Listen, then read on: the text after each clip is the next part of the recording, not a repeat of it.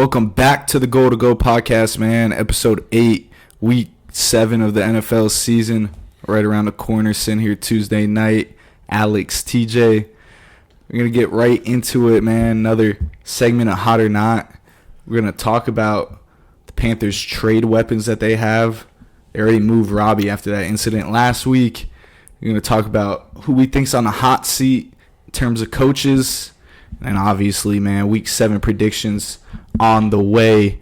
So we're going to kick it off, Hot or Not. You want to start it off? No, let's switch it up this week. You start it off. Yeah. All right. Let me pull my shit up. All right. I got 3 this week. All right. The first one, it's not really a hot or not. It's just more of like your opinion. But out of these 3 teams that are all 3-3, which are you most worried about? The Ravens, Packers, or Bucks? That's tough. I'm not gonna say Ravens. It's down between the Packers and the Bucks for me. You talked about Gronk's safety net. You were sending me a little clip, a little Snapchat. Colin Cowherd talking about Gronk, how they're missing him. Yeah, Sean Payton literally said that. One of the greatest offensive coaches of all time is on the same wavelength as me. All right, bro. You're just boosting your ego even more. I'm going to say, I got to look real quick, man. I'm going to say the Bucks. After last week's loss, man, I guess the Packers, they're playing a Giants team that's pretty hot. The Bucks, they played the Steelers, who had Kenny Pickett, obviously got hurt. And then Trubisky looked renewed, rejuvenated, whatever word you want to use. But Trubisky was looking good, and that's something to say. So I'm gonna go with the Bucks, man. They gotta do something. 3-3. Brady, he's had maybe 2 good games at quarterback. The rest of them just been shaky. Throw for 250, 1 touchdown. I mean, they almost lost to the Falcons. Could have. I'm going to go with the Bucks. Did you see the report saying that Brady missed like the Saturday practice and walkthrough because he was at Bob Kraft's wedding? I did see that. They said that Brady's not invested into the team. And then they brought up how he missed training camp and all that. I mean, cool, you missed training camp, but this man's taking time off in the middle of the season. I guess if they make the playoffs, none of that matters. Man, it's about time Brady just takes an L in life, bro. Like, it's only fair. All right. Hot or not, the real QB controversy is in New England, and Bailey Zappi should start the rest of the way. That's not a hot take. I mean, right now, you obviously got to rock with Mac Jones. Maybe when he comes back, see how he is. But I'm not going to say this game really proved anything other than the Browns are absolute dog shit, literally. Zappi's look good. Zappi's look really good in his first couple starts. We talked about, is it a system QB, Mac Jones, Bailey Zappi, whatnot. They're both the same to me, so it's not like it's an upgrade, downgrade. I mean, Mac Jones led him to the playoffs last year. You can't take that away from the dude yet. But Bailey Zappi has definitely stepped up his game of play, and really, I don't think anybody expected that. Not at all. And then the last one, this is a good one. I think you'll like it. Hot or not, Daniel Jones is the answer for the 5-1 Giants for the future. That's a hot take. Daniel Jones has looked good. He's looked decent. I mean, I'm not ready to say he's the answer because you look at it, there's always quarterbacks that have good seasons, good spurts, whatever. A couple of years ago, if you asked anyone in Cleveland if Baker Mayfield was the guy, they would have said yes. So look where they are now. Small sample size quarterback. It's about consistency in this league. You have to be consistent. You have to prove it. Not 1 season, not 2, but really your whole career. I mean, look at Russ. We're sitting here talking about Russ is washed. He obviously had like 10 great seasons in the NFL, and now we're talking about Russ just not being good at all. Yeah. Quarterback, you flip-flop. He could be a guy that could lead them to the playoffs and maybe a Super Bowl. I mean, look at what Eli Manning did. They had a good defense, built a good team around him. Big moments of big games, he stepped up. And for a quarterback, if you win games, can't argue with it. I'm not gonna say he's the answer like he's a Pat Mahomes, but he definitely could be a guy that they could lean on to some extent. All right, and that's all I got. All right, man. You only have 3 this week. Speaking of Russ, after this year, the Broncos should move on from Russ. As bad as it's looking right now, I'm gonna say that is a hot take. I think after this year is really pretty much the only, if you want to say, bright spot or hope they have with Russ and Nathaniel Hackett and this new coaching regimen down in Denver and this new team. I mean, this year we've seen it. Their offense just looks so bad, especially down in the red zone. Russ just cannot see in the pocket, never throws in the middle of the field. The receivers seem to be off page. We've all seen that clip of Jerry Jeudy on the sideline. We've seen the meme of Melvin Gordon staring at Russell Wilson. So it seems like Russ and the weapons aren't on the same page. I mean, the only thing that can save this team the way they are is another offseason, more time to learn, gel, get together, and kind of, just put this first season behind them and try to fix all the mistakes and everything they have going on. Because right now, their defense is one of the best in the league. I was watching the game last night. The defense was giving Justin Herbert and the Chargers fits all night long. And Justin Herbert is one of the best QBs in the league. They got a pretty good offense, although we'll talk about the Chargers and their offense a little later. I just think that defense is really good. Pat Surtain is looking like one of, if not the best young corner in the league. They got some good players on defense. Bradley Chubb showing up. So the defensive side of the ball really doesn't have anything to answer for. I just think that offense, Nathaniel Hackett and Russell Wilson, really the only thing that can save them is another offseason together, learning that system, getting stuff together. So, and you just paid him all that money. Like, you can't really move off of that yet. So I'm going to say it is a hot take to try to get rid of Russ already. I think Pat Surtain might be top 5 corner right now in the league. I think top 5 isn't even a question. I think you can 3? argue as he could be the best corner right now. Yeah, no doubt. And another thing, Melvin Gordon, they put a meme on it. This is the moment that the Broncos decided to bench Melvin Gordon. Yeah, which is so weird. We can talk about really quick, bro. Fam, Javonte Williams is fully healthy going into the year. Everyone's like, oh, he's like a top running back talent, young, explosive, like breaks hella tackles. Like, fam, after his rookie year last year, he looked like a really good running back. And it's like, okay, they bring back Melvin Gordon. Like, he's there. Like, and then when Javonte Williams is healthy, Melvin Gordon's like a pest, bro. And this could be just speaking from a Javonte Williams fantasy owner, but he's like taking reps away, bro. Like, he's fumbling the ball, and they're still playing him. But now Javonte's injured. And now they just don't want to use Melvin Gordon. Like, I don't understand it. Like, shouldn't he be the lead back? Now you have fucking Mike Boone from I don't know where, and Latavius Murray, who's like, what, 35, 40 years old? Man. Like, he's washed. He's not back in his career. Like, no doubt. I just don't understand why you're not using Melvin Gordon. You're exactly right. Shit pisses me off. Not even as a Javonte Williams owner. I was thinking about it. And, I mean, obviously it's not like not even a 1-2 like Javonte was 1, Melvin was 2. It was sort of like that 1-2 punch that you see with A.J. Dillon, Aaron Jones, like that type of backfield. Before Williams' injury, I think they were moving more towards a and B backfield, but still, I mean, it was a 1A and a 1B backfield at the time.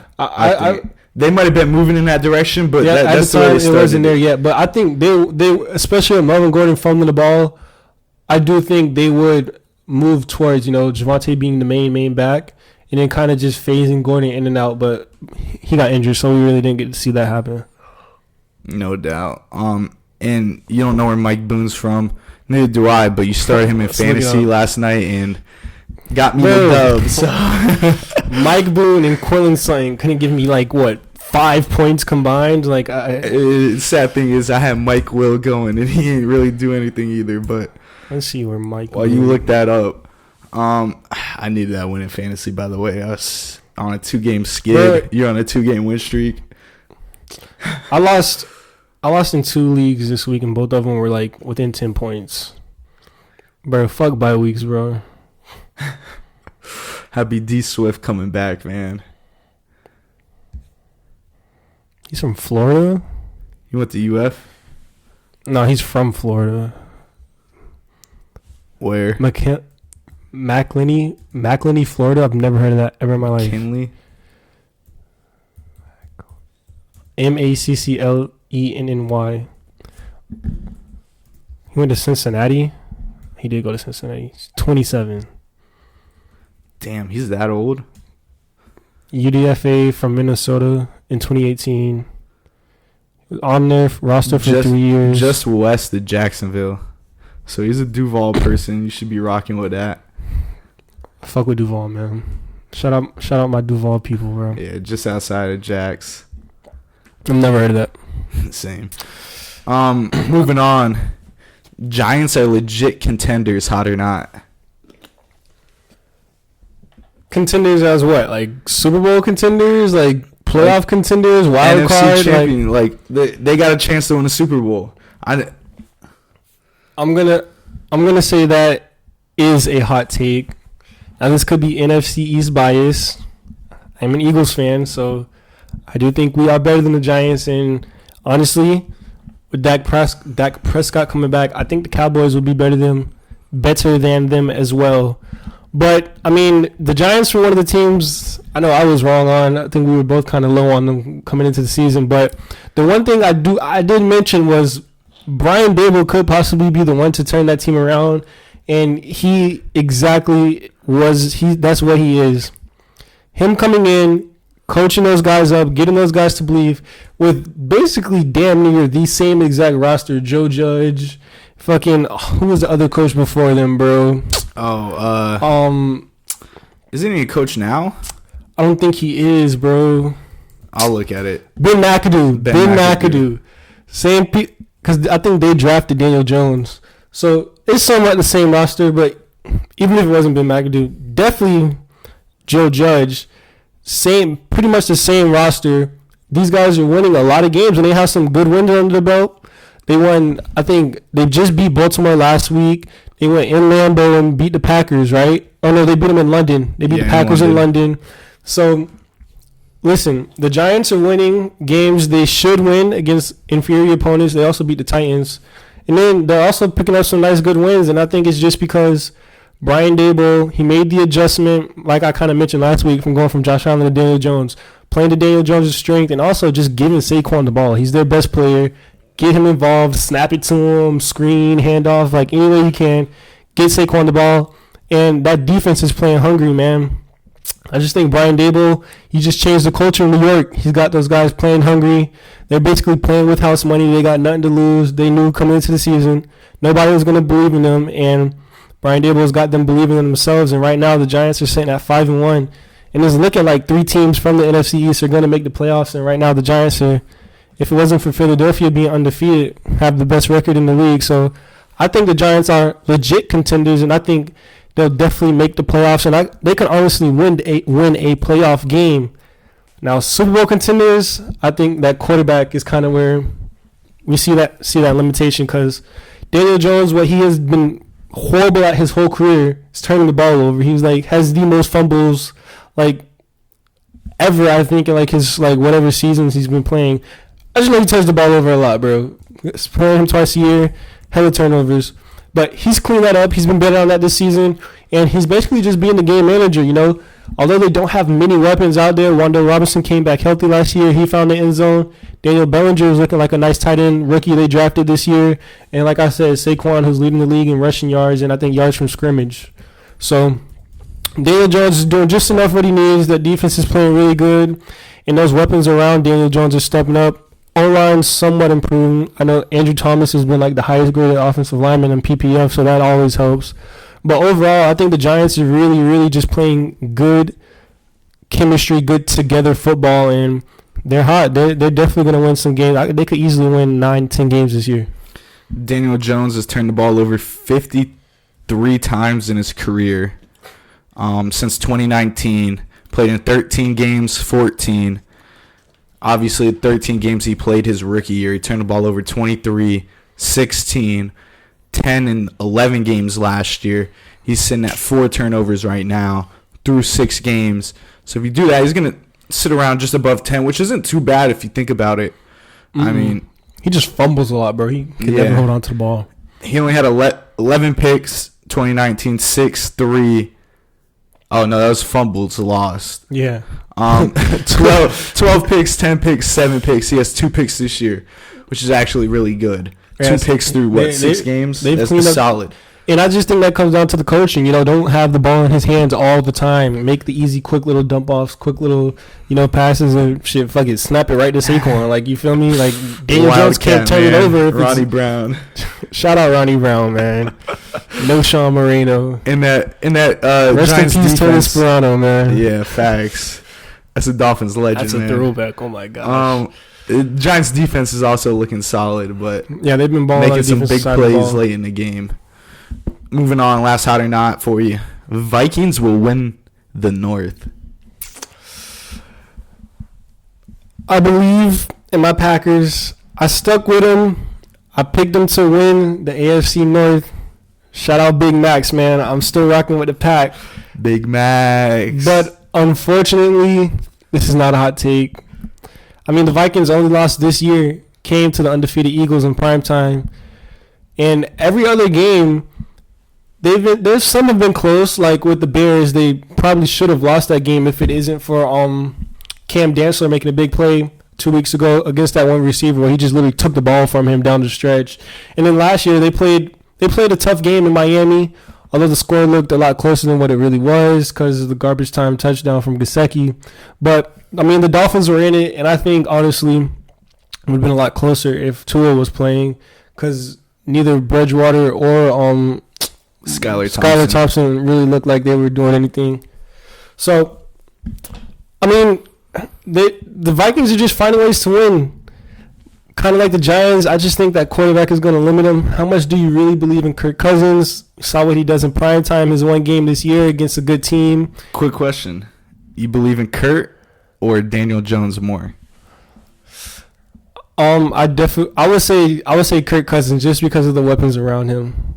I mean, Justin Jefferson, arguably the best receiver in the league. Adam Thielen, I mean, he's in the twilight of his career, but that's still, you put him on the Giants, he's the fucking number one. Irv Smith, he's a athletic weapon over the middle. I think he caught a touchdown last week too. And Dalvin Cook, he's serviceable along with Alexander Madison in that backfield as well. So I just think Kirk has a lot more weapons. So that's why I would take him over Daniel Jones right now. But I honestly think they're both in the same boat right now to where they're kind of the ones that's like holding their offense back. And then also that Vikings defense, man. I know they play a lot of bend but don't break, but kind of like I mentioned, the Bears were able to move the ball down the field on them late. The Dolphins, they scored that garbage time touchdown, and Tyreek Hill just like destroyed their secondary. Yeah, he just didn't find the end zone. And Waddle pretty much ate him up too. He just had he had 2 bad plays. He dropped that one pass that was a pick and a fumble. I mean, without those 2 uncharacteristic plays by Waddle, I mean, it could be a different game. So the Vikings, they're susceptible of being beat in the secondary. The pass rush is hit or miss. Danielle Hunter coming off the injury, he's still trying to get back fully back to where he was before. And Zadarius Smith, had a good game. But overall, I think the Vikings, the way the Packers are looking, the way the Lions are looking on defense, and then just everything going on Chicago to where there's no hope, it seems to be in the future. I think the Vikings clearly have a path to win that division right now. Yo, was it Danielle Hunter that had that one video where he went crazy? Or was that was someone else? That was him. Yeah. He came a long way from that video, shit, man. Bro. Him. There was a video of him like on the ground saying people were trying to kill him. I think that was Danielle Hunter. And then he was like, Dalvin Cook got me this gun. Yeah, he was showing the strap. That was wild. But I think I'm glad he maybe found some help or whatever. The past 2 seasons, I think I want to say he had a knee injury and then maybe like a neck injury or some serious shit. But before his injury, he was one of the best pass rushers in the league. I'm not knocking his skill set, bro. Yeah, no, I'm just saying like when that video came out, we were thinking it was done for Danielle Hunter. Yeah, I forgot all about that shit. Yeah. Oh my god. And Tyreek Hill, he has 701 receiving yards through 6 weeks of the NFL, so he's on pace to break Calvin Johnson's record. just with 2 touchdowns, and that both came against the Ravens. So moving on, that was my last hot or not. Next, we got Panthers trade. Potentially, I'm going to let you go ahead and do it because, I mean, we had a couple of the same teams anyways, just sort of going to ride off. Yeah, so, I mean, trade deadline approaching. There's been a bunch of rumors swirling around. It's Christian McCaffrey, DJ Moore, Brian Burns. Are they all on the trade block? And then, I mean, Robbie Anderson wasn't named, but after that blow up on the sideline, Robbie is free. Yeah, apparently they were going to cut him, but, the Cardinals just gave, 2, I think, a fourth and a fifth round pick in like 2024 and 2025. So like, at least the Panthers got something. I mean, that's not really anything, but I mean, I guess it counts. They can kind of use those picks later on. I mean, yeah, they can you include those picks later on in like a trade package or some shit. If they miraculously don't get like the number 1 pick or some shit, they can move up. But I mean, bro, free Robbie, man. I just really hope he went to a contender, bro. I'll fuck with Robbie. He's one of my favorite receivers in the league. Cardinals, they're not looking too good right now. I was hoping he could go on a team like the Packers, one of these teams that need a receiver that is contending. Maybe like the Chiefs. It would have been fun to see out there with Mahomes. But right now, we're just going to focus on McCaffrey, DJ Moore, and Brian Burns. So I'll start with CMC. And I'm just going to, for him, I think the best fit is kind of, the consensus, the team we've been seeing everyone link him to with the Buffalo Bills. And right now, if your name isn't Josh Allen, like, what do you really bring to the Bills run game? Like, nothing. Like, Devin Singletary, he's been getting used a little bit. He's been running, but in terms of being just a complete running back, Christian McCaffrey is, like, head and heels over anybody on that roster. And I think he would just give that offense, that push to become very, very top tier. Because, I've been mentioning the past few episodes, and just in general, you don't want your quarterback taking those hits that Josh Allen takes. Like, I don't care how big you are. Like, we saw with Cam Newton coming out of college, 6'5", 220, just huge, just physical, imposing quarterback. And Josh Allen is in that same realm in terms of running style. To me, when he runs, he looks just like Cam Newton, bro. The way they run is so physical and powerful. And over time, we saw that, kind of it doesn't last career. It doesn't. And he had McCaffrey at the back end of his career after, he was done with all that running. And we saw McCaffrey put these crazy numbers up, and it really helped Cam. So I think it'll be kind of like the same thing, especially in that heavy pass. They just want to throw the ball all the time. Give him the best pass catching running back in the league. So even if you don't want to run the ball, you can throw it to him. And I just think down the stretch, especially that run game, is just going to be something they need, to beat teams like, Kansas City. I know, although they just beat them, but later in the season, they could run into, the Ravens, who are a really, really good run team. They fix that defense.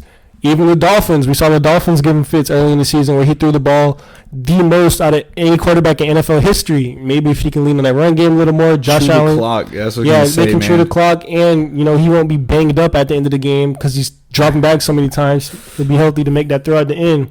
So I just think overall the Bills are just like probably the most perfect fit for McCaffrey. I wouldn't say he's at the end of the career, but he's on the back end of his prime, so he wants to go to a contender, and the Bills will just be the perfect fit. Yeah, for a running back, when you get up, even, like, what is he, 27 right now or something like that? I think he's like 26, 27, around there. Yeah, he's got like 1, maybe 2 years left of that prime, and then you might start to see a decline. I mean, running backs, it's always unpredictable because you had AP, who was like 30, putting up a rushing record or whatever. But yeah, won the like MVP 33. after he tore his ACL. Yeah, that's some crazy shit. That was different. But yeah, they're going to need it. Chewing the clock late in the game. You're going down in a drive against the Chiefs. Obviously, you chew that clock all the way down. I mean, 13 seconds is crazy, but you chew that clock, keep the ball for most of the game. You're imposing your will on the defense and tiring them out. Something that they really don't do because they just score so quick. Yeah, and even in this last game, this past Sunday where the Bills won, when they scored, I think Mahomes, even though he still had like a minute 44 left on the clock, he just happened to make a bad read and throw a pick. But without that interception, Mahomes still has plenty of time to go down and score. So the next team I have for McCaffrey, I know you're gonna like this one. I haven't really heard anyone say this, but honestly, the Dolphins, bro. Yeah. I knew it he was could. coming. I think McCaffrey will really help that team. We saw them bring in Chase Edmonds, so we know they want to, incorporate a passing running back. It just really kind of hasn't panned out. And the proof is in the pudding, bro. You give to a Jalen Waddle. He has a, pretty decent year last year to where you can say, is he going to take that next step? Still kind of in question mark, but Jalen Waddle has a great year. Then you bring in Tyreek Hill, and through the first, 3 or 4 weeks, Tua was healthy. Tua was throwing the ball everywhere. We see these weapons really, really help improve Tua, and why not give him one of the best running backs in the league to help improve him even more? So when those two receivers aren't open downfield, you can dump it off to McCaffrey, lead into that run game more. Mostert's been pretty good, but, have him play second fiddle to Christian McCaffrey. He'll be one of the best second running backs in the league. Mostert gets hurt too often. Yeah, and he's going to get injured. He's going to. He can't last the whole season. So I just think Christian McCaffrey will just come in and really, really just add another dynamic to that offense and really, really push him over top and add more weapons to help Tua improve even more. That sounds good, but I just don't know if the Dolphins have the assets to trade for McCaffrey. Saw they were the asking price was crazy. I don't think McCaffrey will go for that price anywhere. I don't think he'll go for even a first. Really? No one's gonna give it up. No one's giving up a first round pick for a fucking running back with 2 years max left in his career. It's gonna be a third round pick most, bro, and like a player or some shit. Bro, we'll see. But I just saw the Panthers were asking for something crazy. But how do you think he'll fit? Do you like his fit in Miami? Obviously, I'll take a playmaker on our team. But at the end of the day, even with the Dolphins, don't try to run the ball. Mike McDaniel hasn't tried. He talked about trying to incorporate Chase Edmonds. They did the first couple of weeks, and he was doing good. He was getting some touchdowns. Ever since that drop against the Bengals in the end zone, it is just he's been cut off from the team almost. It's just been the Raheem Mostert show, and they don't have talent like McCaffrey on their team. You still got to run the ball. It's the NFL. You can't expect Tua to drop back 50 times, or even Skylar fucking Thompson and Teddy Bridgewater. You got to be able to run the ball. So you don't think having a running back like McCaffrey changes that? Oh, no, 100% does. But I'm saying, they haven't even tried right now. They haven't even made the attempt to try to be a running team. With your third-string quarterback in, you got to at least try to move the ball on the ground. I'd just like to see them run the ball a little bit more, especially with Tua out. But we'll find out a way to bring in CMC, and you'll see it. All right, move on to DJ or Brian, bro. All right, DJ Moore is next. What team do you got for him first? We were talking DJ Moore. I like the Packers, bro. Yeah, I really think DJ Moore and the Packers should try to get something done. Rodgers clearly needs that weapon. Mm-hmm. I don't know what they're asking for DJ Moore, but the Packers got to be ready to give up something. Otherwise, this season's done. You've basically sat on Aaron Rodgers, back end of his career, MVP-esque, obviously still playing well. But you sat on that. You drafted Jordan Love, who's still sitting there just looming, doing who knows what. And you got DJ Moore. You get DJ Moore. I don't know how many years he has left. You trade Jordan Love straight up for DJ Moore? I don't know. I don't think the Pack would do that. Would you do it? It depends if they actually believe in Jordan Love or not. The Packers know what Jordan Love has. I'm asking you, how you feel about Jordan Love right now. Would you trade him straight up for DJ Moore? Probably not. You invested a first-round pick on Jordan Love. Do you think DJ Moore's worth a first-round pick? No, but, if you're trying to win now and Rodgers clearly they didn't want to win now with Jordan Love.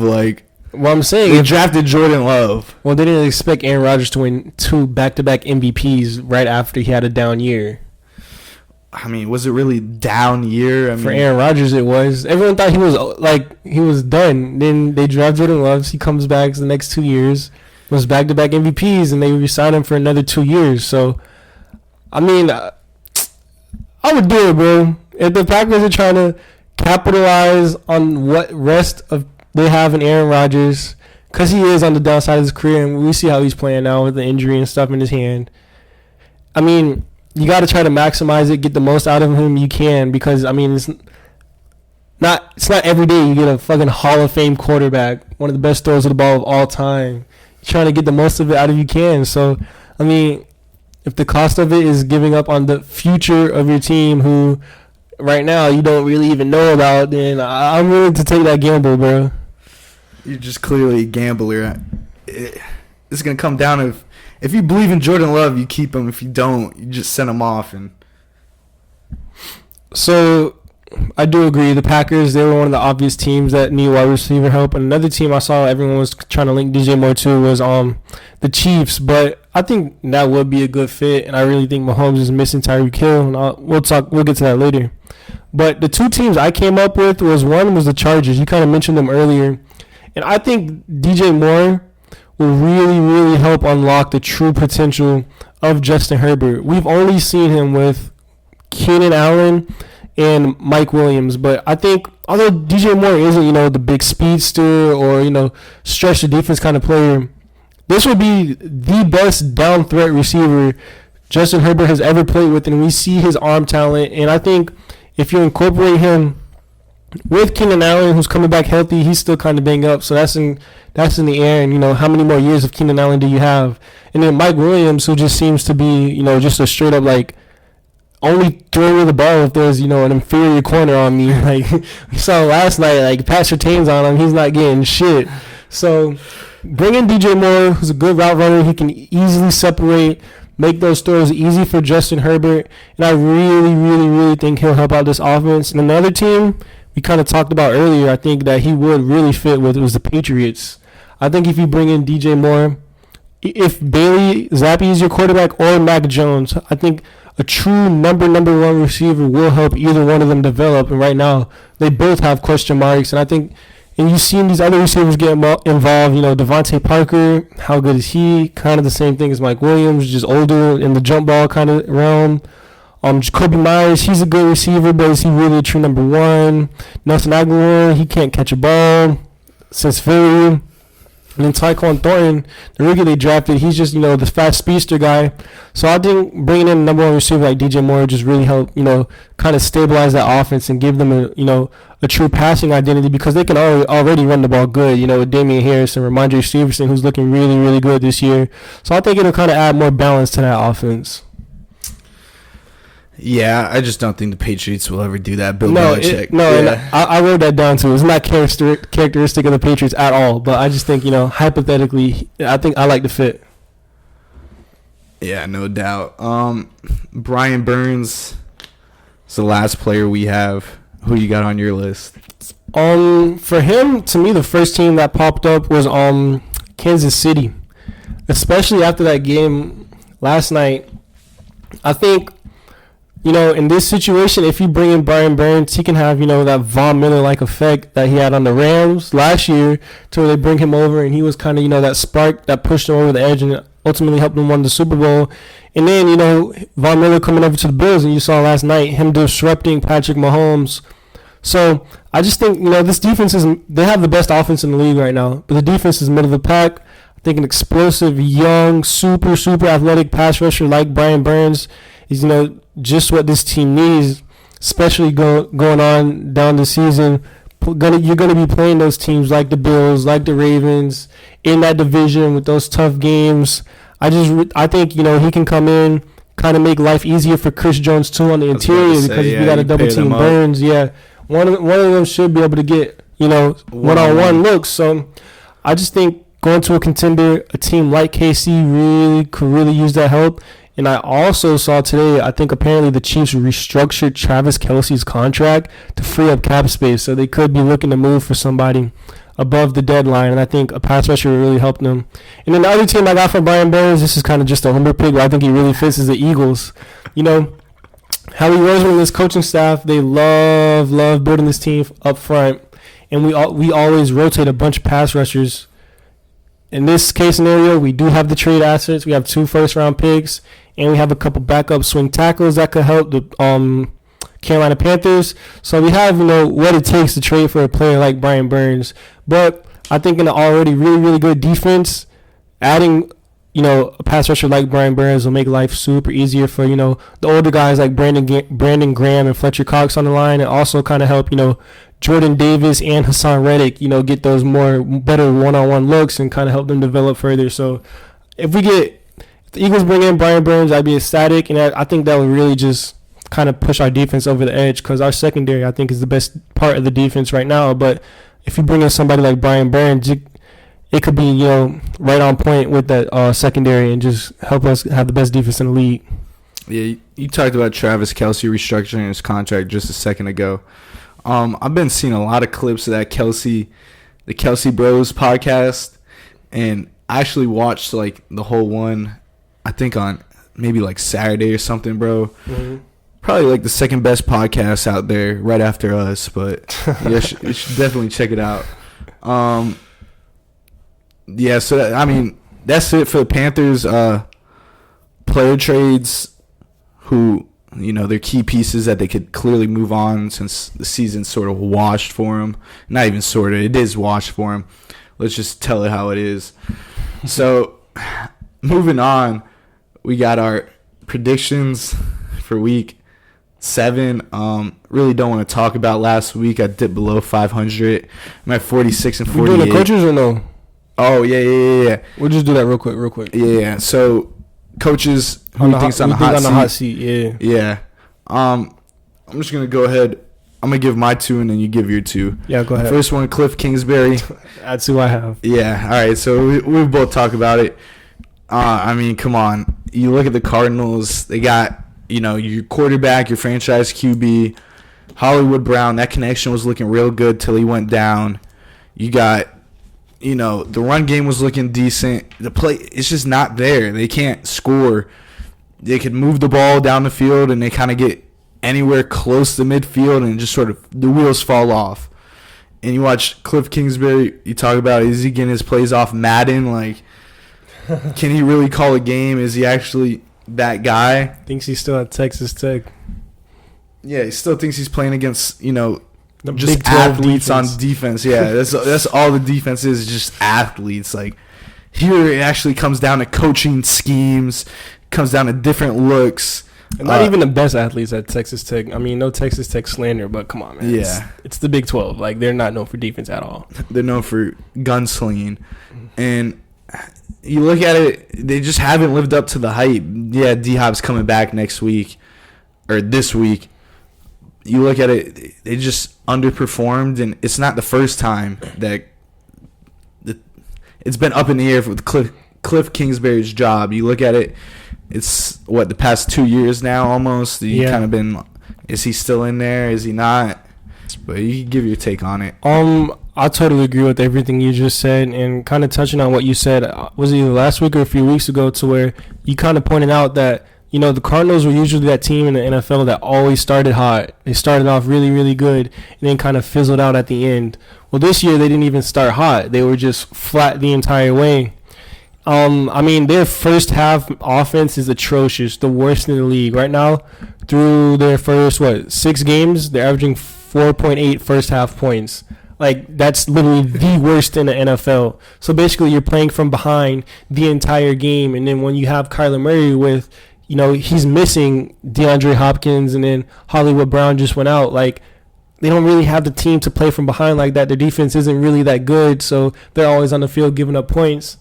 So kind of like what you pointed out, and Kyler just got paid in the offseason, so you know who they chose. They chose Kyler over Cliff, to where Kyler's their guy, even if they move on for Cliff Kingsbury. And right now, it's just not looking good in Arizona, out in the desert for them right now. The only way I see this, him not losing his job, is if, like, they went out, or DeAndre Hopkins comes back, and Robbie Anderson was, like, the answer, and they just, like, go play off. That Kodak.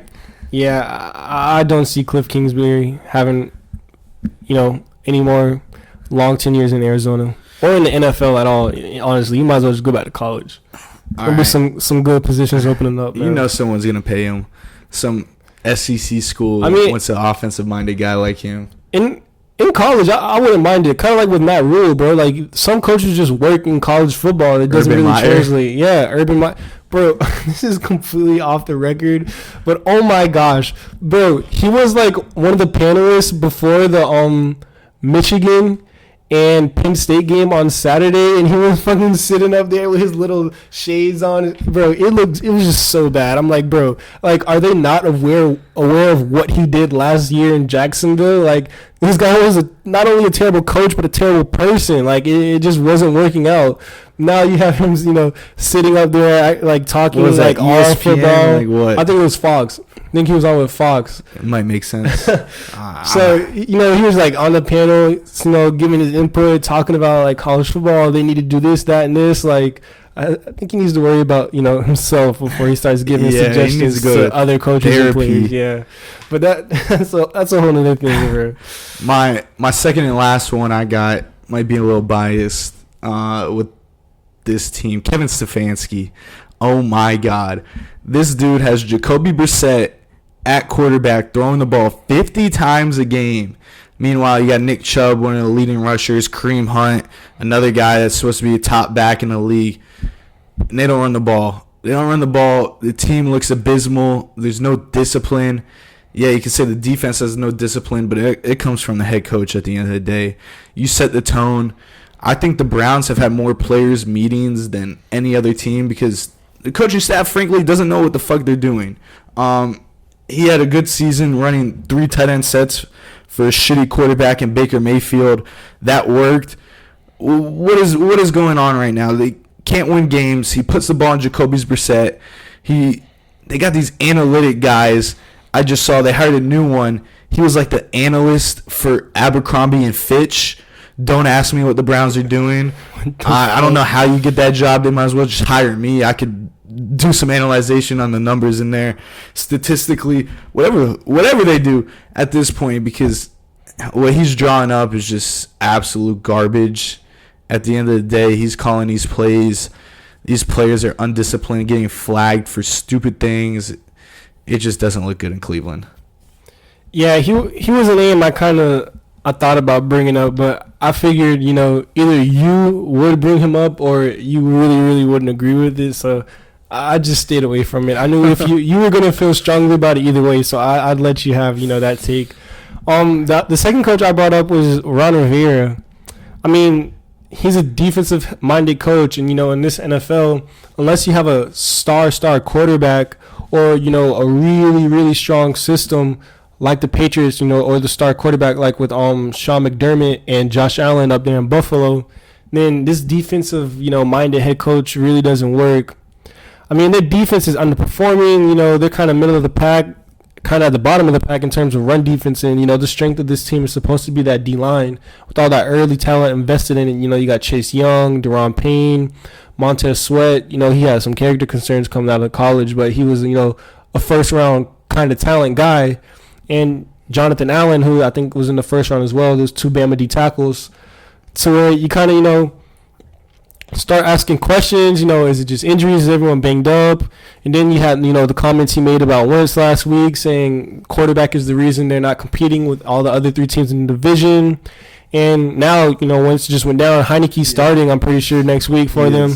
It's just time for a reset. Not only, the coach, but I think the front office. I think the Colts owner, general manager said. Jim Irsay. Yeah, said that there could possibly be some changing in the reins over there in Washington. So yeah, I just voting them out. Yeah, they started with the name change, then the uniform change. Let's just get just entire front office head personnel change in Washington. Give those fans a fresh start, because Washington right now, it's not a dumpster fire, but it's just kind of like, they're just a forgettable team. It's like they're not good. They don't really have anything going on. Like, Chase Young looked really, really good his rookie year. Injuries, now he's kind of like up in the air. Terry McLaurin, does he even play football anymore? Dude, he doesn't record any type of stats. Jahan Dotson, the promising young rookie, he's injured. Antonio Gibson, they kind of phased him out. Brian Robinson just got shot. Back, yeah. It's just bad right now in Washington. I think it's time for just a fresh start. And unfortunately, Ron Rivera, he's just not doing it right now in Washington. All right. Well, before I got ahead of myself, we were talking about our predictions. Week 6, I was saying it again, 3-11. I'm at 46-48 on the year. You went 9-5, 58-36. So moving on to this week, because you just, like a quarterback, you got to have that Was it amnesia? No. Yeah. Yeah, amnesia. Just forget about it. Gotta forget about the last play. Yeah, facts. You gotta keep pushing. So Thursday night football, maybe not the worst game of all time. We finally got some maybe decency on a Thursday night. Not ready to go out on a limb here because it is Thursday night football. But before we even start this, can we talk about Amazon? Did you see what they're doing? They're having a Black Friday game at 3 o'clock.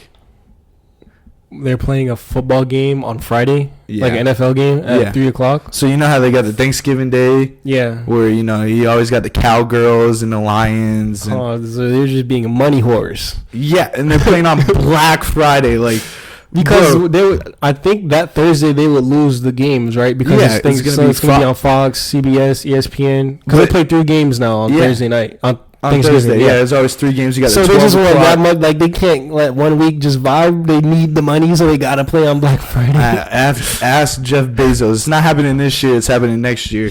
Oh, next year. Oh, I thought that was this year. I didn't hear. But about either that, way, I mean, that's still. Yeah. I'm like, bro, who wants to even watch? They just.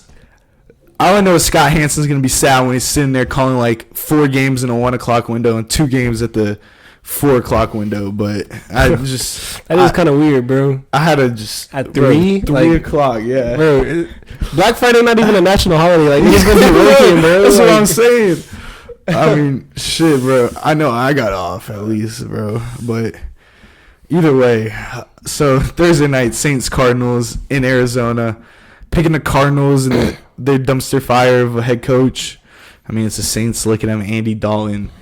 There's nothing really too impressive. Kamara's got a little more involved. I like to see that. Chris Olave back. Obviously not Jameis Winston at QB. That'll help. It definitely will. Might have to throw him in the starting lineup in fantasy. But at the end of the day, that Saints defense is good, solid, above average, in the good, great tier. I just don't think it's going to be enough on the road with how bad their offense actually is to even beat the 4-point first half Cardinals. Yeah, and just on a side note, before I pick these, like we go on further, bro, this was like the hardest week so far, bro. Yeah, you saw I left it blank until we started this. Like in terms of like just matchups, I think there's a bunch of evenly matched teams this week, and they could go either way. And I think it starts on Thursday with the Saints Cardinals. Now, I don't think it will be as bad as the last 2 Thursday night games we had. If it's as bad as that, man, you might not see me next week. I don't think it'll be that bad. I think it'll be a step above. And I'm not gonna say this is gonna be the game of the year, but I am gonna pick the Cardinals. They're at home. They're kind of desperate. They need a win. Looking as a team that everyone thought they could kind of be, French contenders. D-Hop coming back. Robbie Anderson, he might play. I don't know how much that helped, but like you kind of mentioned, the Saints, like their team right now is just up in the air. And if the Saints somehow do figure out how to win this game, us calling for Cliff Kingsbury's job might happen a lot sooner than later, especially prime time on national television, to where if he just coaches a really bad game and they aren't good at all, they might just get rid of him right after that game, after that loss, with everyone watching in prime time. So this is kind of a make it or break it game for the Cardinals. In general, they're getting DeAndre Hopkins back. Although they just lost Marquise Brown, they kind of, replaced him with Robbie Anderson, to where he's going to play that second fiddle role anyways to D-Hop. Hollywood was, and I think Robbie can come in and play that second receiver role perfectly. So we'll see, bro. I know their backfield super banged up. Kyler Murray, what date? Call of Duty's coming out in 10 days, man. This might be the last good game they have left in of them. But all jokes aside, I think this would be a fucking coin flip. Give me Cardinals at home, man. Same. Cliff Kingsbury is playing for his livelihood right now. Off topic, we getting the new COD? We might, although I don't know, bro. I'm kind of fucking with 2K right now, bro. Yeah, I mean, finally getting in the groove after not being able to green a shot for like the first 2 months. Yeah, man. I think once my 3-point rating go all the way up, I'll be straight. Moving on. Might have to. We just might have, you know how it is, bro. We probably will, bro. But I mean, bro, Another fucking side note, you need to have a fucking point guard in this 2K. It's fucking bad. Oh, bro. yeah, bro. You just need a dimer. Bro, not even a dimer, bro. You just need somebody that can, like, distribute the ball, like with fucking two working eyes, bro. You're welcome. Bucks, Panthers. I got the Bucks here. I don't even need to talk much. If the Panthers win, that's insane, and Tom Brady should retire right there after that game. I agree. Hopefully, Tom Brady doesn't have too many distractions this week. He's there throughout the week. This defense needs to get back on track because, first few games and coming into this year, they were one of the best defenses. But after losing to the Steelers and then what Mahomes did to them, putting up fucking 30+, kind of just ripped their heart and spirit out, and they lost. And right now, this Bucks team is just, they're kind of looking like fringe, to where, are they good? Are they mediocre? We don't think they're bad because they have Tom Brady. Like, I just don't know. But at home against probably the worst team in the league right now, Panthers, we just talked about, they're having a fucking fire sale with all their good players. So I think the Panthers are the worst team. Yeah, that's safe to say. And Baker, is he even playing? Like, I know he got hurt. I don't think so. Apparently, they're saying Sam Darnold cleared. Is he back? Yeah. He's coming back. Well, I don't know if he plays. I don't know. A lot going on both sides, but give me the Bucks with the experience, with the better quarterback, with the better overall team at home. Moving on, the Detroit Lions in Dallas against Jerry Jones' Cowboys. We got a split decision here. I went with the Cowboys. Dak, what is he starting practice this week? I think he's been practicing, but I think this is the first week he's playing. So either way, it doesn't even because matter. I know before the Eagles game he was up, but he just didn't suit I think up. he's finally cleared to fully practice. Yeah. Lions Cowboys. This was a tough one for me too. I think the Lions offense gets a little back on track. What we saw early on in the year. D Swift probably coming back. Amon-Ra too. He was big. Yeah, Amon-Ra. They're getting healthier. Banged up, yeah. I think it's going to be a close game. I just think the Cowboys sort of control the clock. I think Jared Goff's just going to be under pressure when they try to throw it. Either way, this was another tough one for me. I just think the Cowboys got the edge. Swift's first week back. Maybe you see not his usual production. Jamal Williams sort of hasn't really been too good the past few weeks. And the Lions' defense is just atrocious. We know that. They're all offense, no defense. Yeah, I'm pretty much there with you. I mean, I could easily see the Cowboys winning. I honestly do think they might win, but I just feel like the Lions, coming off of that bye week, they had extra time to prepare for this game. And all the noise, around the Cowboys right now, everyone's saying Cooper Rush was the answer. Then he goes out and has that game. Now everyone's totally back on Dak. The last time we saw Dak play against that Bucks team, sucked. He was not good at all. So I think it's going to take – this is basically Dak's second game of the year. It's going to take time for him to get his feet under himself. He's going to need to, kind of ease into that offense, get more integrated, kind of get back on the same page with CeeDee Lamb and all these guys. Although I will say against the Eagles, that Cowboys run game did look really good. Zeke was running all over us. Tony Pollard had a few good runs to the outside. So to your point, I think they can kind of, control the clock and keep this ball away from this, Lions offense. But I just think the Lions coming off of bye, they're scrappy, man. They're kind of desperate. They need a win. They looked really, really hot to start the season. They kind of just fizzled out. So I think Jared Goff and, that high-powered Lions offense can get back on track after the bye week, get a little healthy, and they can sneak out of Jerry's world with the win here. Moving on, Green Bay Packers in Washington against your hot seat coach Ron Rivera and the Commanders. I went with the underdog. I don't blame you. I'm going the with Pack have just been losing to all these horrible teams at home. Exactly. I mean, they're on the road here, but it doesn't even matter. They've just been losing in general. Commanders Taylor Heineke, sort of, a switch up on the vibe. Maybe the team buys into it, plays with a little more edge. You typically see that sometimes. Then again, obviously, you see the Pack steamrolling it. But I just don't see it. The Commanders, I think they shocked the world here against the Pack. Big win for the Commanders. Taylor Heineke going back to when he won that playoff game, didn't he? No, they lost to the Bucks the year the Bucks won the Super Bowl, but he played really good. Yeah, he balled out. He like scored that touchdown. And but that's when he was like a college student. And no one ever heard of him. I think he should have been starting over Wentz to even begin with. Old Dominion. Yeah, no doubt. Give me Taylor Heineke. Packers, they really don't have any direction. We were talking about it. They don't have any direction right now. Yeah, I don't hate the Commanders at home. I thought the Packers were at home at Lambeau, which makes me not like this even more, bro. Well, you put the lineup for the final. I know I looked at it wrong, and I thought they were home, but they just can't lose to the Commanders. The Packers lose to the Commanders, their season's over this week. So they kind of have to win this game, and I think the Packers are in uncharted territory right now to where they're used to Aaron Rodgers, being that focal point of their offense and having, the outside weapons, whether it's, Jordy Nelson, a younger and more healthy Randall Cobb, James Jones, Greg Jennings. Like, these are all good weapons, serviceable Pro Bowl weapons Aaron Rodgers has had his career. And then when he didn't have them, he had Devontae Adams, who was arguably, if not arguably, the best receiver in the league to throw to.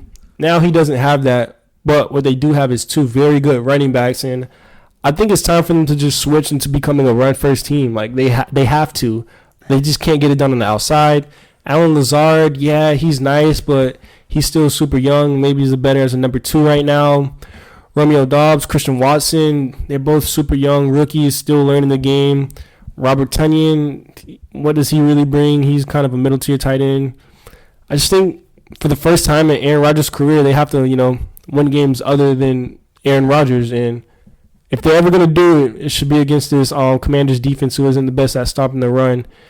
If they lose this game, this is like, it could like ultimately alter Aaron Rodgers' career. Like, he could be looked at as in a very different light if they don't win this game and turn the season around. So I think this is a must win for the Packers, and I think they have to win big.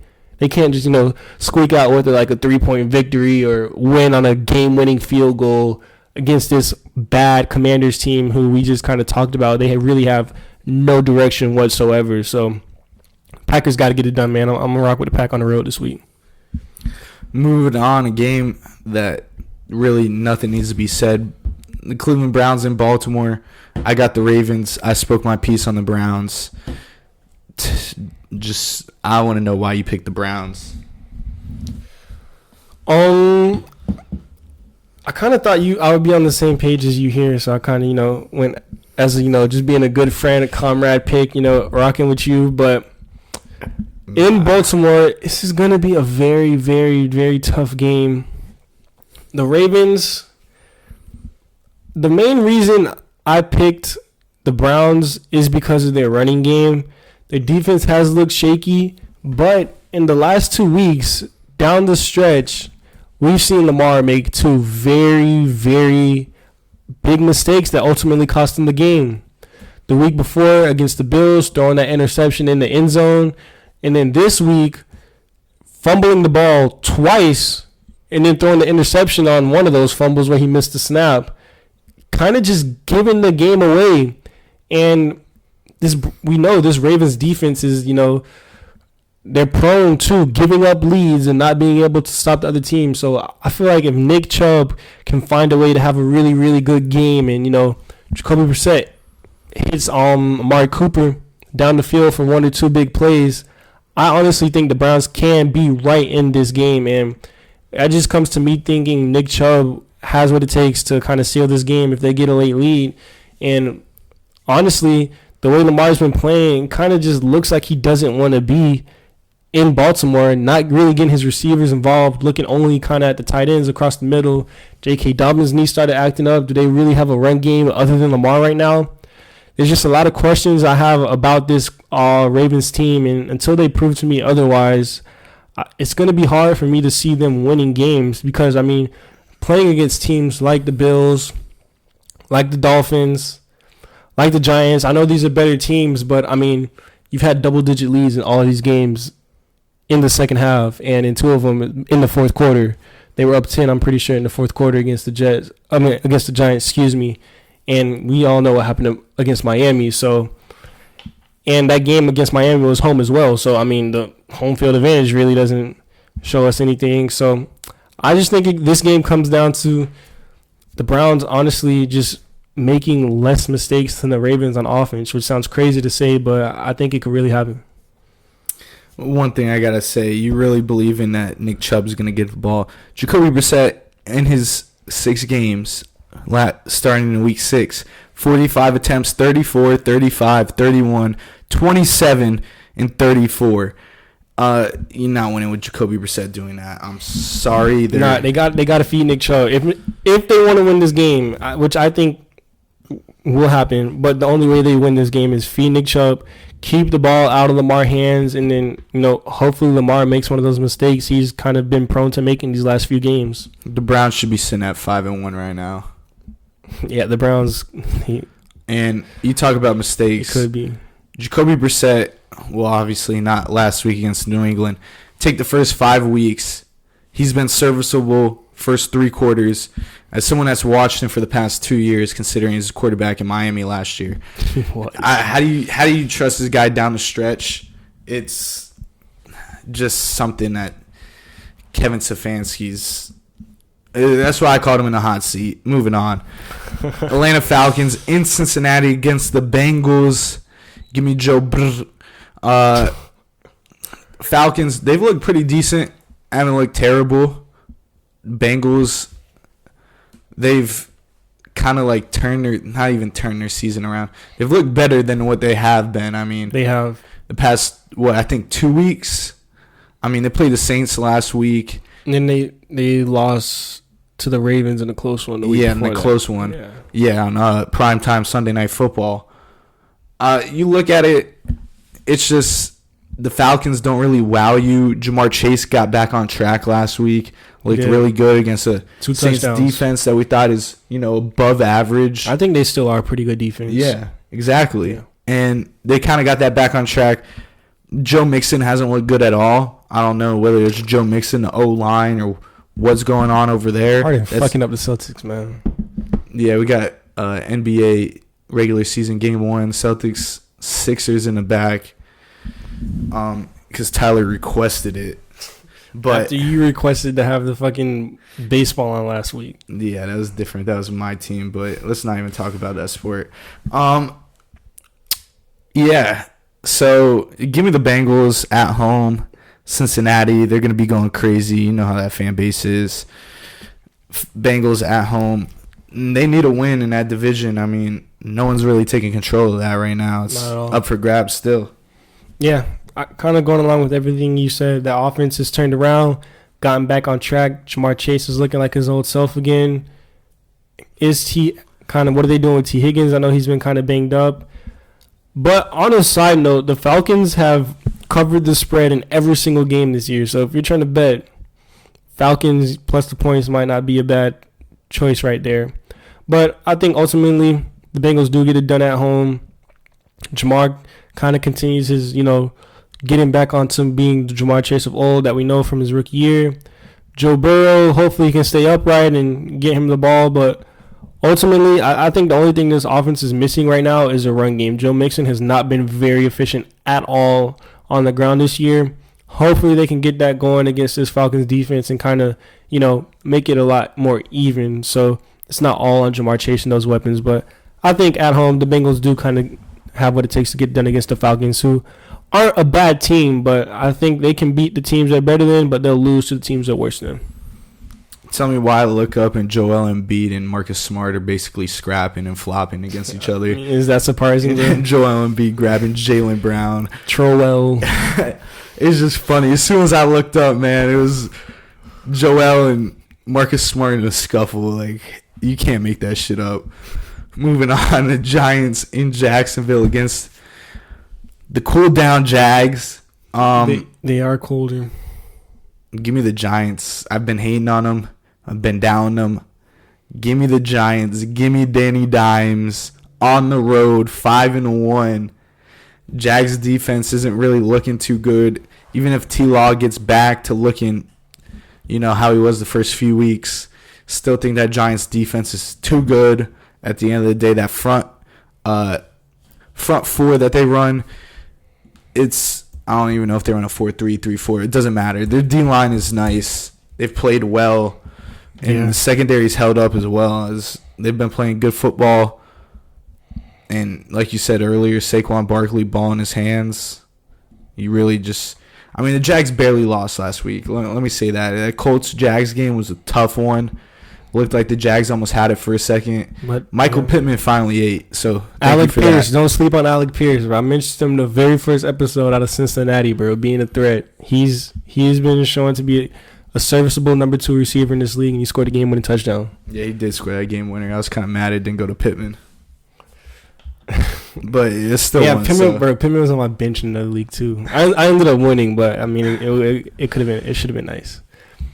But yeah, man, this Jags team that I was higher on, but they're kind of where I thought they would be going into the season. Where I thought they were going to be better than what a lot of people thought, or what a lot of people figured going into the season. But now they're kind of coming back down to earth, and I thought that they'd be competitive in some games, but ultimately they end up losing the division to the Colts, to where right now it's kind of looking like that. And that Jags rush defense is kind of what scares me. 2 weeks ago against the Texans, when the kind of started their downfall, Damian Pierce ran all over him in Jacksonville. And then last week again, the Colts with no Jonathan Taylor had Deion Jackson step in, and he scored a touchdown and also got involved in the passing game as well, with 10 receptions for 79 yards, which is crazy. So running backs have been prone to killing the Jaguars and beating the Jaguars, and what do you know? One of the best in the league is coming into town, Saquon Barkley. And the one thing we know about the Giants, we kind of touched on, is they're going to give Saquon the ball, and they're going to give it to him a lot. So I think Saquon could have a big, big game this week, probably score multiple times, break one of those big home runs we know Saquon to do, especially in his rookie year before the injury. But right now, I just think the Giants, they got everything clicking on all cylinders. Brian Dable's got those guys bought in, and I just think they're a better team than the Jaguars. I think it'll be a good game. The Jaguars will put up a fight, but ultimately the Giants are just rolling right now, man. They're looking like the better team. Next one up, Indianapolis Colts in Tennessee against the Titans. Divisional matchup here. It's going to be a good one in my opinion. Going to be a close one. I think the Titans just get the edge at home. Colts have been looking a little bit better, but end of the day, I think Derrick Henry has a solid game. You see JT probably coming back, right? I am not sure, but I think he is. Yeah, I think JT's coming back. It's going to be a clash of the running backs who really coming into the year probably thought top 2 running backs in the league possibly. Yeah. So it's going to be a good one. It's going to be on the ground, not really your typical shootout. But I just give me the home team and the Tennessee Titans. Colts coming off a win. I think the Titans pull it off at home. Yeah, I'm also picking the Titans. The one thing that does scare me here is their defense has been prone to giving up a lot of passing yards, and I think Matt Ryan is number 2 in the league, if I'm not mistaken, in passing yards. He's been throwing the ball around a lot, and that is due to them being down a lot. And every single game they've won this year, I know, has been within one possession, but I also think every game they won this year has been on a game-winning drive also. So they've been down the entire game and have to make, these big, big comebacks to win. And I just think against a divisional opponent on the road against the Tennessee Titans, what do they do best? Hand the ball off to Derrick Henry and keep the ball away from the other team. So I think they do just that. Ryan Tannehill kind of just is that game manager we know him as. He doesn't make any mistakes. He plays good enough to get the win. And I just think the Colts go down and they aren't really able to make one of those comebacks that they have to make to win games this year. All right, so he's second in yards, tied 12th in touchdowns, but he's 32nd in interceptions. Yeah, he has the most, because they're down the whole game, so he's throwing the ball the whole game. Like, 58, 41, 37, 37, and 30 attempts in this game so far. And then 50 in week 1. All of their wins have been within one possession. So they're throwing Matt Ryan is just throwing the ball 253 times through 6 weeks. That's a lot of throwing for Matt Ryan, who's in twilight of his career. And we thought they'd be able to, lean on Jonathan Taylor, and then Matt Ryan could just be, an efficient game manager. But even Taylor went down, and then Hines, obviously, with that concussion, literally that Thursday night, that doesn't help play either. of the game. Next game up, Houston Texans in Vegas against the Raiders. We were just talking about the man, Dameon Pierce. He's been looking good. He's been looking great. Dameon Pierce has been running the ball like people really in the beginning of the season thought they would be. Davis Mills, obviously Texans QB, hasn't made any type of splash, good or bad. I mean, sort of just been Davis Mills in the quiet. Middle of the pack, yeah. Yeah, you don't hear too much about him. The Raiders have been disappointing to this point. Even with Devontae. The way Derek White just made that shit, bro. I'm sorry, fam. He just pisses me off. This bullshit, dog. I picked Derek White up. Don't claim him, please. I need a PG. It's not even a fucking foul, bro. LaMelo Ball come back healthy. And Shy, bro. All my guards are hurt. The season hasn't even started. Yeah, Texans Raiders. Dameon Pierce, I think it's going to be another big game for him. Maybe, give me Dameon Pierce 2 tutties, bro. I'm not going to. Is that what your lock of the week? Are you locking that in? It's not the lock of the week, but I'm saying like big game alert, Dameon Pierce. I'm saying 2 touchdowns. All right. That's what I'm going to go with. I'm going to say this is going to be a signature game right here on the road against that hostile crowd in Vegas. I don't hate the take at all. I think this is easily a game the Texans can win, but I think the Raiders are a lot better than their one win record shows. That was a mouthful. Pause. Hey, yo. They were super competitive against the Chiefs before the bye week 2 weeks ago. Just lost in prime time. Came down to Patrick Mahomes being the best quarterback in the league. They've been in a lot of these games. They lost against the Titans on a, what was that, game-winning touchdown, right? Or was that a 2-point conversion they had scored? Either way, came down to the wire. The Raiders have been in a lot of games. Hopefully, McDaniels got this team back on track. Coming out of the bye week, well, both of these teams are coming off of a bye week, but at home, I think the Raiders, kind of cleaned up those mistakes they had early on in the year. Derek Carr getting on the same page with his receivers because he's got some decent weapons out there. That run game with Josh Jacobs has looked a lot better than what I thought it would be. Maybe they'll lean on that a little bit more. I just think right now the Raiders have too much firepower on offense. Max Crosby's been looking really, really good this year. They've gotten absolutely nothing out of Chandler Jones, though. So, I mean, what do you do with him? But Max Crosby has been the one bright spot on that defense. Along with those weapons on the offensive side of the ball, I just think it'll be too much for the Texans to keep up with. Quick side note, Dameon Pierce, he's had a good rookie season. But so have 2 other running backs in the league so far with Breece Hall and Kenneth Walker. Right now, Dameon Pierce, Kenneth Walker, Breece Hall, rank them in which you would rather have. This might be a little biased because I'm on a Dameon Pierce fantasy train. So give me Dameon Pierce. Haven't really seen Kenneth Walker too much yet, but I kind of like him over Breece Hall. Obviously, Breece Hall was the number one guy coming out. The way Dameon Pierce runs, so just UF bias, man. I'm not even a UF fan anymore, bro. Come on, haven't been for years. Man, shout out to them boys back in the day. Treon Harris, man. Antonio Callaway. That 2016 team, bro. 2015. Keanu Neal, Brian Poole, VH3. Bro, there was no way in that draft, what was that, 2016, that you could have convinced me that Jalen Ramsey was the right pick over Vernon Hargreaves, bro. I was not buying that shit at all, bro. I think that was 2015. I think it was sophomore year. You're right. Yeah. Bro, I was sitting there, or maybe it was 2016. I think one of those two, 2015 or 16. But, bro, I just remember sitting there, watching the games, watching the Gators offense be so abysmal and the defense out there for 40 minutes, and it was like Brian Cox Jr., like Alex Alazzoni. Who was the middle Dante linebacker? Fowler was on that team too. Dante Fowler, yeah. Six God. Who was the linebacker, bro? Gerard Davis, yeah. Keanu Neal, Marcus May, Brian Poole, Tease Tabor. They had a stick, Quincy bro. Wilson, VH3. Oh my, bro. And then the running backs, they had what's his name? Fuck, Kelvin Taylor. And then they had the Washington Jit from Washington. He fumbled and his career went over, bro. I forgot, bro. Damn, Dreadhead. He was a power back, Dreadhead. Yeah. Yes. Bro, oh man, that brought us some good memories. That team was fun to watch. They had Antonio Callaway too. Yeah. They had Callaway. They had, and then Tyree Cleveland came in at the end. Bro, if Will Greer doesn't get busted for fucking PEDs, bro, that team wins the chip, bro. I'm sorry, dog. Damn, you really had to bring that team up, bro. You really had to bring up the bias. Hold up. It was 2016 when Jalen Ramsey went. Vernon Hargreaves went 11, dog. Dante Fowler, would he go the next year maybe?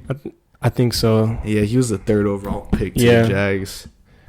Wait, no, he might have been the year before this. Either way. Because I think it was here's the year with Jameis and Marcus Mariota. Maybe. Because I think it went them two and then Dante Fowler. I think.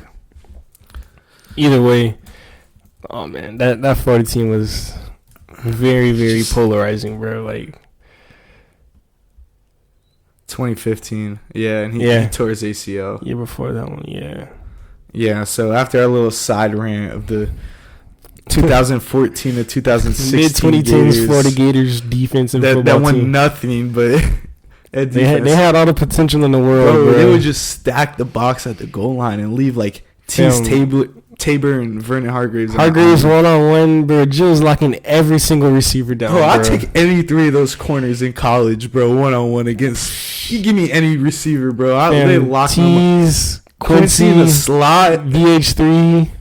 Damn, bro. Boys had a stick, bro. And the D-line was a stick, too. Who was that D-line, bro? I know it was Fowler. They had Brian Cox. And then I can't think of... Brian Brees. Nah. Bro... No, not Brian Brees. He's fucking he's coming out this year. Taven Bryant. They had another dude, bro. They had another white boy from fucking like Wyoming or something. On the Browns now. Shit. Oh, he's on the Browns now? I'm pretty sure, yeah. Yeah, Taven Bryant. Not Brian Brees. I think Brian Brees is at Clemson right now. He's about to get drafted this upcoming draft pretty early. But bro, that defense was a stick. Yeah, I think Taven Bryant, he went pretty early too, bro. Yeah, he was a first rounder. Yeah. So the Jags were like the whole Florida team, bro. Dude, there's literally like all but 2 like full busts on that team. Like what? Keanu Neal, is he even playing anymore? I mean, he got banged up. I don't know. He tore like his Achilles in it. He was like a Pro Bowler. Yeah, Marcus Mays solid. He's still solid now. He's on the Saints, right? Brian Poole played a little while for the Jets. He got banged up. Yeah, he was nice when he played too, bro. Yeah, I forgot about Brian. Because Quincy came after BP. Yeah. Damn. And then you got Quincy's brother. I don't know what he's doing. Marco. He's on the Cardinals right now. He made a nice play against Tyler Lockett this last game downfield, but I forgot who the receiver that was torching his shit early in the year. But man, all right. After our Florida side note, next game up, Jets versus Broncos. Sort of hard to get back on track. You picked the Raiders. You talked about them. Oh yeah, and you picked yeah. Jets Broncos team. I think I was saying this. The team I hated on in the beginning. Jets. Just did. I was higher on the Jets too. Broncos country. The ride's over. I saw. Not going anywhere. I saw a meme. It was like, one last time, Broncos. It was Yandy, bro. It was Yandy, bro. He posted like Ben Broncos money line one last time. I was like convinced, like this is Jeffrey Dahmer. I saw that. Like, you're gonna sit here and watch it. And Russell Wilson pops up. Broncos country. Let's ride. I also saw a meme of Courage the Cowardly Dog inside like the X-ray, and they said Russell Wilson's dogging him. So I mean, it pretty much sums it up right now, bro. Give me the Jets. They've looked good. They've surprised me. I absolutely hate them. Sick to my stomach over this, but I got them on the road at Mile High. Yeah, that's kind of the only thing going for the Broncos, I think, right now, is that they will be home at Mile High. Jets are a super young team, so they don't really have that experience playing in, that kind of environment. Although they went into Lambeau last week and beat the Packers, so that you could kind of debunk that.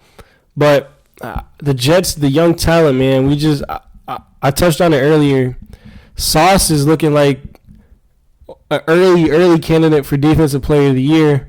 I think, there's a person down the line we'll talk about when we get to the Seahawks who might have a say for that. But Sauce has been looking really good. He's been locking up. Quentin Williams has stepped up on that defensive line. Garrett Wilson's been making plays, although he kind of was quiet last week. But, Breece Hall, I just gave you that kind of question right there. But honestly, bro, after this last few weeks, Damian Pierce might be at the bottom of the list because right now Breece Hall is, I saw some stat that was kind of crazy within the last 2 weeks since he got the full workload. He had the most yards from scrimmage or some shit like that. But I think as we get more and more into the year, we'll see him pick up that workload. And he's just so explosive with the ball in his hands. He just scores touchdowns, man. He gets on the board for the Jets. Did he score last week? I'm not. Oh no, he scored. He did. Yeah, he had 20 carries for 116 yards and a tutty. Yeah, he's just so explosive with the ball in his hands. And I'll talk about Kenneth Walker when we get to the Seahawks. But I just want to see Zach Wilson. I know I was higher on him saying, once he comes in, he has that dog in him, for other reasons. But I think right now all this team is waiting for is Zach Wilson to make that jump because against the Packers, he didn't really have the best game. Understandable hostile environment on the road. That win was a more test to Robert Saleh, having that team ready on special teams and defense, kind of carries Zach Wilson the offense while they get the training wheels ready or off of him because he missed the first few games. But having a weapon like Breece Hall to lean on in the backfield really, really helps.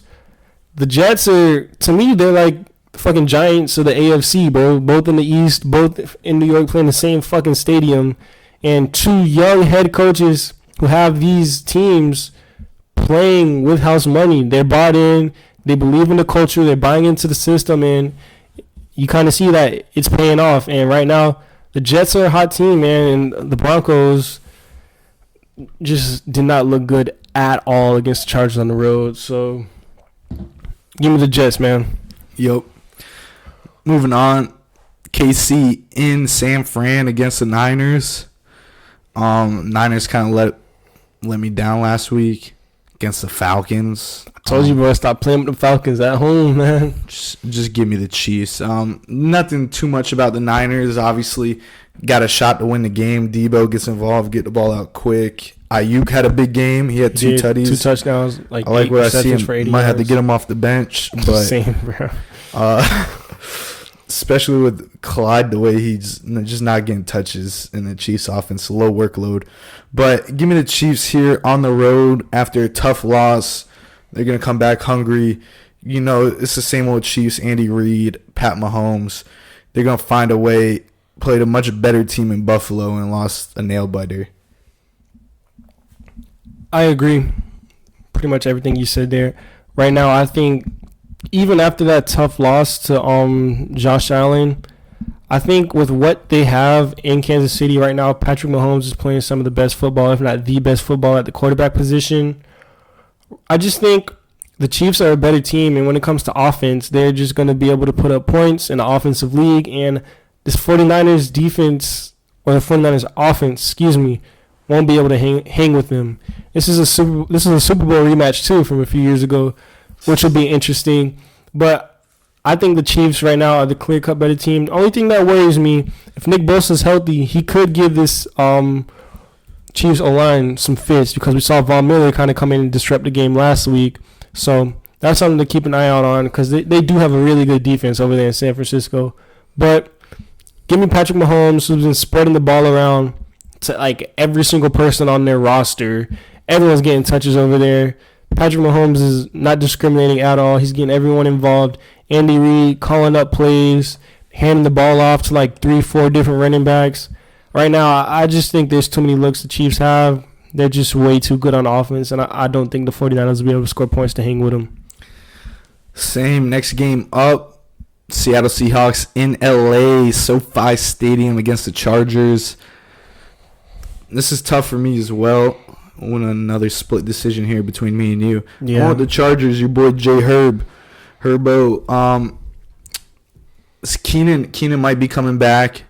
I think they're saying he's looking at this week to return. Yeah. But, I mean, and if Keenan comes back, expect Mike Will's production to go up. I know they're probably like, oh, he's taking away targets. It's not like he was even getting that many targets. You look at it, it just takes the attention away. He's that big guy on the outside. Now you lock into Herbert's safety blanket. yeah.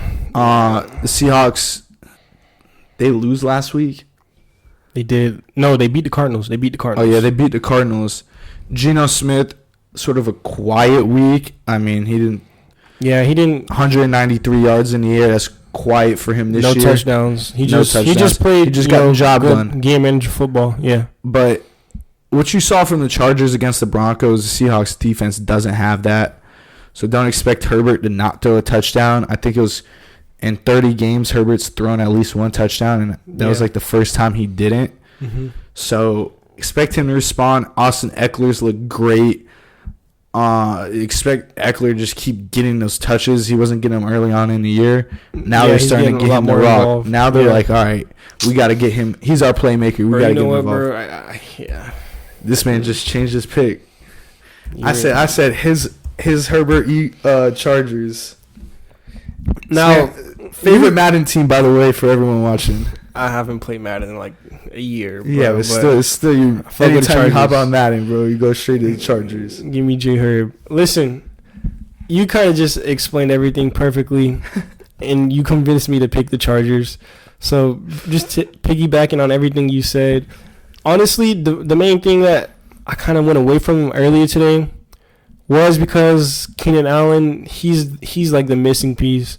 Before he went out in week 1, he had like 4 receptions for 66 yards and was looking like he was just going to be on fire this year. Sucks that the injury kind of halted him up, and he's on the back end of his career too, or on the back end of his prime. But I think I kind of, the Broncos defense being so good kind of, overshadowed how good I think this Chargers offense can be. They lost their center, which sucks. Only thing that worries me is Kenneth Walker against this Chargers run defense. Now, I think I saw a PFF stat. I might be mistaken, but I think Kenneth Walker has the most forced missed tackles, and I think it was like 50% of his, he breaks tackles like 50% of the time or some crazy shit like that. But watching him play with the Seahawks is like, I wouldn't say Marshawn Lynch, because to me he's more of an explosive runner, but I just get those same vibes to where, kind of like Marshawn, bro, anytime Kenneth Walker touches the ball, it's like, okay, Kenneth Walker got the ball, and it's like, oh, damn, that shit just went for like 20 yards, you feel me? He's just really, really explosive with the ball in his hands, and he's a great runner, great ball vision, and he just can't be tackled. He's hard to bring down. So I think the Seahawks might want to try to lean on that, kind of exploit that run defense that the Chargers really aren't the best at, and hopefully J.C. Jackson in that secondary can get it turned around, because he hasn't been playing that well either this year. No, he was coming off an injury in a new system, so hopefully that gets back on track. But at the end of the day, at home, give me Justin Herbert over Geno Smith. Although Geno is playing really good this year, give me J. Herbo, man. I'm a believer. Thanks for convincing me. I don't know whether to be happy or kind of sad, because I got to make up ground in these picks. But moving on, Steelers, primetime Sunday Night Football. The Steelers, Hard Rock Stadium against the Dolphins, baby. Tua, first week back, most likely. Talked about Tyreek Hill, 700 receiving yards, on pace to break Calvin Johnson's record. This man, everyone was saying Mahomes, Hill's not going to be this guy. He had Skylar Thompson and Teddy B. Two-glove Teddy. I mean, what else needs to be said? I'd like to see that run game get going against the Steelers. Would be nice. You're going to need that complimentary football if you want to win games in January and February. Not going to win just airing it out. But unless your name is like Patrick Mahomes or maybe Josh Allen. Yeah, no doubt. But just looking at it, Dolphins at home need a bounce back win. Drop 2 in a row. Need to turn it around. Yeah, I'm totally with you there. Tua coming back, I think, is huge for this Dolphins team, and they were kind of missing, their field general at the helm of this offense. And on your Tyreek Hill point, I think they've dropped 3 in a row. I'm sorry, I'm tripping. I think Tyreek Hill, I've been on this, agenda of it becoming a wide receiver league, and I think Tyreek Hill kind of just proves that point perfectly. And so what the Chiefs were missing in that game against the Bills, we saw in the playoffs when the Chiefs were able to beat the Bills and score within like 13 seconds. Tyreek Hill was that player to where Pat Mahomes knows he needs to get this first down. He needs to get set amount of yards. Kelsey is a big threat. Kelsey's a help, but there's just no better. There's no bigger weapon in the league right now than Tyreek Hill. Being able to get the ball off into his hands and him just make something out of nothing, and him being able to just take the top off the defense and make them respect them. It kind of looked like the Bills corners were playing really, really tight on the receivers over there in KC because no one respects them. So I think Patrick Mahomes and that offense is kind of missing that one deep threat who just happened to be the best deep threat and one of the best receivers in the league. Tua's coming back. This Steelers team is just they're up in the air. They did get a good win against the Bucs last week. Are they for real? Quarterback's injuries up in the air. This defense is decent, one of the better ones in the league, but no TJ Watt still. That hurts. I just think the Dolphins in prime time, Tua gets that extra time to rest because they're playing the night game, not the day game. Those few hours help, hopefully. I just think Jalen Waddle, Tyreek Hill, they have another big game against this suspect Steelers secondary outside of Mika Fitzpatrick. Finishing off week 7, Monday Night Football. It's the Bears in Foxborough against the Patriots. Oh my gosh. Harden just dropped Tatum and missed. Harden, he just missed it. He just went to that ISO bag and just attacked the rim. He was looking good right there. He just dropped Tatum, bro. But give me the Patriots. I feel like Bill Belichick's going to have Justin Fields pissing down his legs. Shout out Mr. Go30. Honestly, Bill terrorizes opposing QBs, especially young ones, eliminates their best weapon, a.k.a. probably going to be the ground game. Do they even have a weapon in Chicago? They don't, bro. No, they don't. That's what I'm saying. It's the ground game. Not even, they can't even, they don't even have, Justin Fields is, their best runner right now. Montgomery, I'm not bought in, bro. But give me the Pats. Should be easy. Bailey Zappi, tee me up. Mac Jones, it doesn't matter. Mac Daddy, whatever you want to say. Pause. I don't know.